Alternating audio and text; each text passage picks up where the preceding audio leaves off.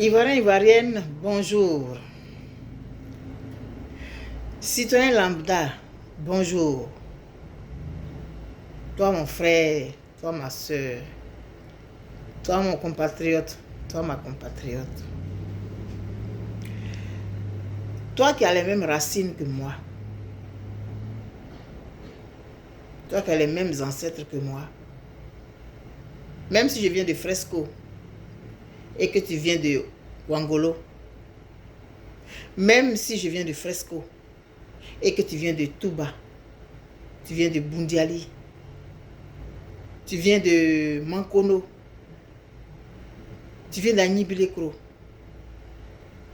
Tu viens de Daloa. Tu viens d'Aboasso. Tu viens de Tabou. Tu viens de Yamsokro. Tu viens de Didievi. Tu viens de Daïri Babam. Tu viens de Kaniasso. Nous avons les mêmes ancêtres pareils parce que nous sommes aujourd'hui sur le même territoire qui s'appelle la Côte d'Ivoire. Nous avons donc les mêmes ancêtres. Nous avons les mêmes racines. Si tu es de ma génération, je sais que tu connais. Le travail de 1000 générations construira ma Côte d'Ivoire. Elle paraîtra devant les nations dans tout l'éclat de sa gloire. Telle est son unique destinée, puisque braves et fiers, nos aïeux sont morts pour la défendre. Et moi je vivrai pour l'aimer. Oui, moi je vivrai pour l'aimer. Toi aussi tu vivras pour l'aimer. Parce que nous avons reçu ce pays-là, de ses ancêtres-là. Mon arrière-grand-père, il ne savait pas écrire. Mon arrière-grand-mère ne savait pas écrire. Toi aussi, ton arrière-grand-père ne savait pas écrire. Ton arrière-grand-mère ne savait pas écrire. Nos arrière-grands-parents ont travaillé avec les mains pour construire ce pays-là qu'ils nous ont légué. Nos arrière-grands-parents ont mis nos grands-parents au monde. Et ils ont continué. Ils ont marché dans les pas de leurs parents. Ils ont travaillé aussi avec les mains nues. Mon grand-père, il ne savait pas écrire, il ne savait pas lire. Ton grand-père aussi, je sais qu'il ne savait pas lire, il ne savait pas écrire. Mais il a travaillé les mains nues. Et il a mis mon père au monde. Il a mis ma mère au monde. Toi aussi. Mais toi, je sais que ton père, il savait écrire. Parce que le mien, il savait écrire. Le mien, il allait à l'école. Il a fini inspecteur du travail, contrôleur du travail. Et quand il allait à la retraite, là, il était devenu inspecteur du travail. Donc il allait à l'école, il a fait l'ENA d'avant, là. Et je pense que toi aussi, ton grand-père, il a su écrire. Mais ce n'est pas grave. S'il n'a pas su écrire, ça ne l'a pas empêché de mettre ton père ou ta mère au monde. Mais toutes ces personnes dont j'ai parlé là, nous ont légué la Côte d'Ivoire. Nous ont légué ce pays-là. Et ils font partie des 1000 générations qui ont construit la Côte d'Ivoire. Aujourd'hui, qu'est-ce que toi et moi, nous faisons de la Côte d'Ivoire? Qu'est-ce que nous faisons de la Côte d'Ivoire que mon père m'a laissé, que ton père t'a laissé? Toi, le citoyen lambda de Côte d'Ivoire, toi, mon frère de Côte d'Ivoire, toi, ma soeur, qu'est-ce que nous faisons du pays que nos parents immédiats nous ont laissé?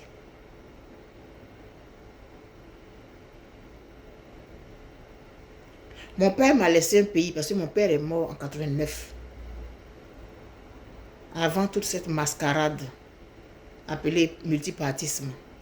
Heureusement d'ailleurs qu'il n'est pas là, sinon il aurait fait une crise d'AVC. Et ton grand-père, là, il était un patriote. Même si à l'époque, il n'y avait pas un territoire qui s'appelait Côte d'Ivoire, il était un patriote parce qu'il se battait pour son village. Et il connaissait des gens dans sa région. Mais ton père ta mère, mon père, ma mère, ils se sont retrouvés dans un territoire qui s'appelle Côte d'Ivoire, même s'ils sont nés avant ça. Et ils ont fait ce qu'ils pouvaient. Et ils nous ont légué la Côte d'Ivoire. Quand nous, on est nés là, c'était devenu Côte d'Ivoire.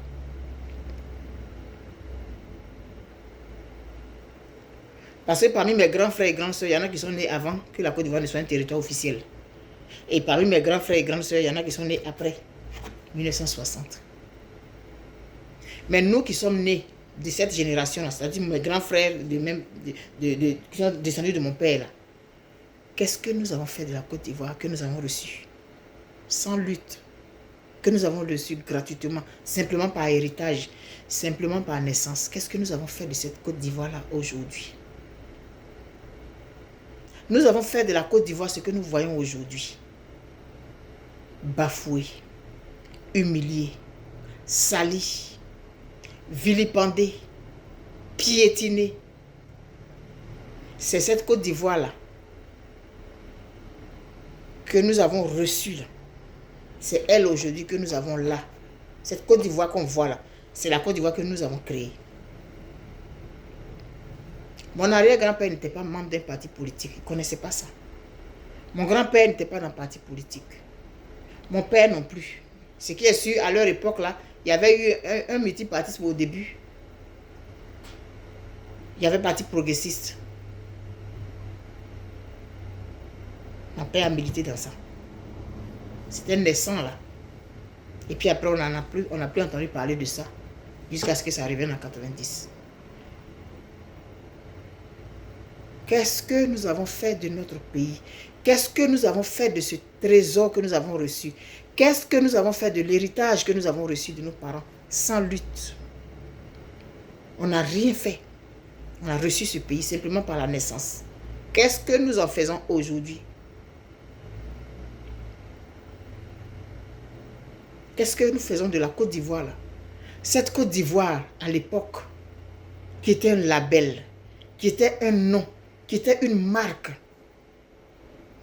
C'est cette Côte d'Ivoire là qu'elle a aujourd'hui. Une Côte d'Ivoire qui est devenue comme un no man's land, un Kaka Sport, un Bokairo, un Far West, une zone de non-droit. C'est ça que la Côte d'Ivoire aujourd'hui. C'est ce que nous avons fait là qui est là. C'est la Côte d'Ivoire que nous voulons là qui est là. Je ne crois pas. Nous devons mériter cet héritage que nous avons reçu. Nous devons le mériter.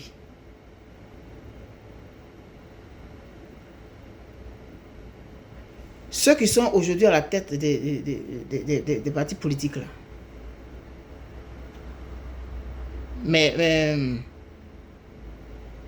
mes grands frères ont leur âge.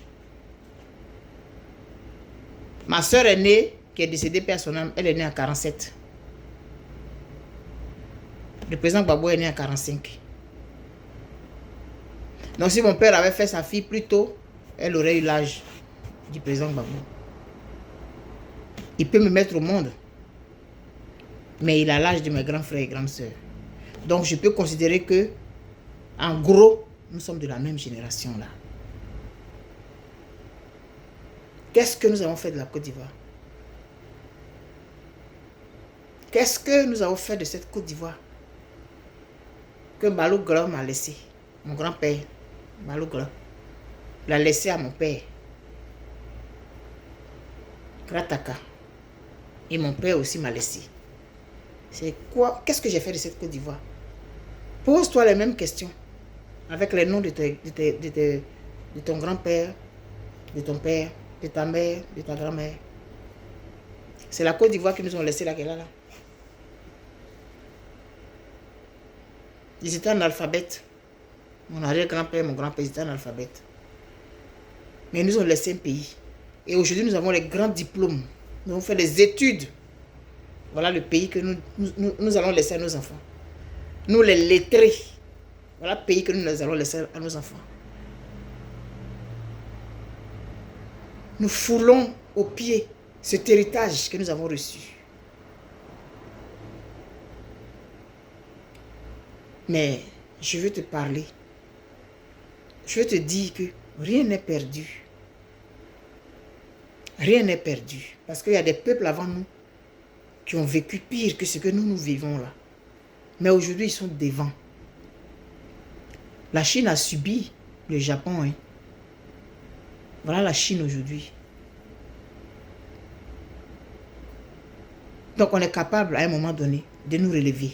Et il va falloir qu'on se relève. Ça presse. Ce pays doit être nettoyé, lavé, purifié. À l'eau javel et à l'acide muriatique. Mais il le sera. Il le sera. Je te demande d'être résilient. Je te demande d'être résiliente comme l'éléphant. L'éléphant est un animal résilient. Je vais faire une autre vidéo pour expliquer ça. Parce que l'union, on appelait l'union, rien ne vient. Alors, toi, le citoyen lambda, prends tes responsabilités parce que ce pays-là, il te revient autant qu'à ceux qui disent qu'ils font la politique. Ce pays-là te revient de droit. Il te revient encore plus même parce que toi, tu es un citoyen du pays. La Côte d'Ivoire d'abord, on va finir par y arriver. La Côte d'Ivoire d'abord, on va finir par y arriver. En tant que citoyen, tu es d'abord ivoirien avant d'avoir un parti politique. Pourquoi nous avons laissé la politique, soi-disant politique, nous diviser et faire de nous des ennemis mortels aujourd'hui? Et on est fiers d'avoir des couleurs de nos partis politiques. Et la couleur de la Côte d'Ivoire. Et l'orange, blanc, vert, qu'est-ce qu'on en fait? Et notre hymne national, qu'est-ce qu'on en fait? Et notre devise, qu'est-ce qu'on en fait? Et ce territoire commun que nous partageons, qu'est-ce que nous en faisons? Tu viens de Zedi. Tu viens de Onitabri. Tu viens de Kolia. Tu viens de Tankessé. Tu viens de Mankono. Tu viens de Kouibli. Tu viens de Taï. Tu viens de Sassandra. Tu viens de Côte d'Ivoire. Et cette Côte d'Ivoire-là, c'est ta Côte d'Ivoire.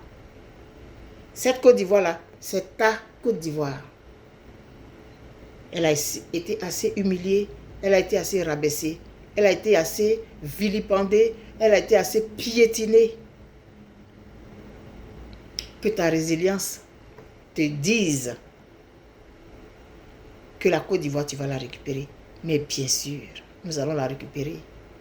Ça là, ce que nous traversons actuellement, ce que nous voyons, cette foutaise, cette saleté que nous voyons actuellement là, ça va passer.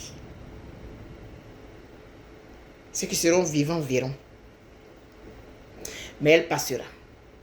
Et le témoin sera donné à nos enfants. On donnera à nos enfants un pays propre, dépouillé de toute cette saleté qu'on voit là, cette saleté ambiante. La Côte d'Ivoire sera dépouillée de ça, nettoyée de ça.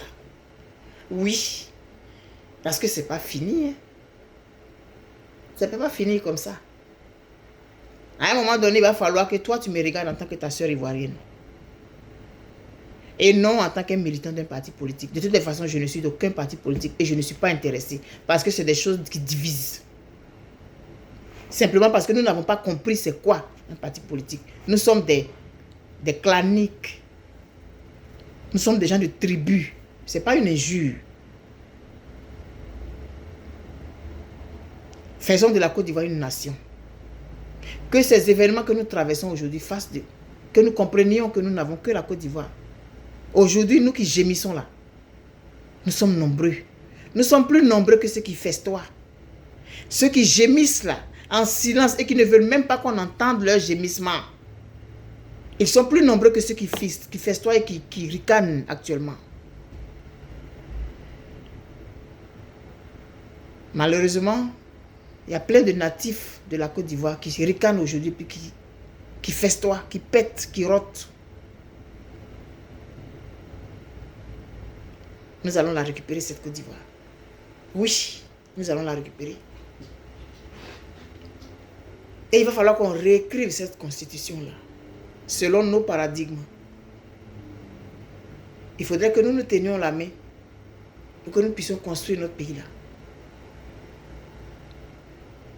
Pour que chaque Ivoirien mérite de profiter de son pays autant que ceux qui le dirigent. Le travail de 1000 générations a construit la Côte d'Ivoire. Ton arrière-grand-père a construit la Côte d'Ivoire. Ton grand-père a construit la Côte d'Ivoire. Ton père a construit la Côte d'Ivoire. Et toi, comment tu l'as construit? En faisant de ton frère un ennemi mortel. À cause de choses que lui-même il a fabriquées. C'est-à-dire que quelqu'un décide de créer un parti politique. Et puis il prend ça comme une arme pour considérer que son frère est son ennemi mortel.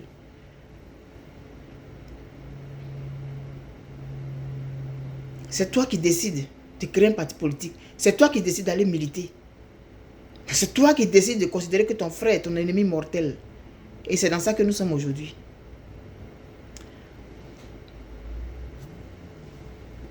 Que ta résilience d'éléphant refasse surface. Ne te laisse pas abattre. Ne te laisse pas gagner par le découragement. Parce que ce pays-là, on va le récupérer. Et bien, on va le reprendre. Et on va le construire à notre manière.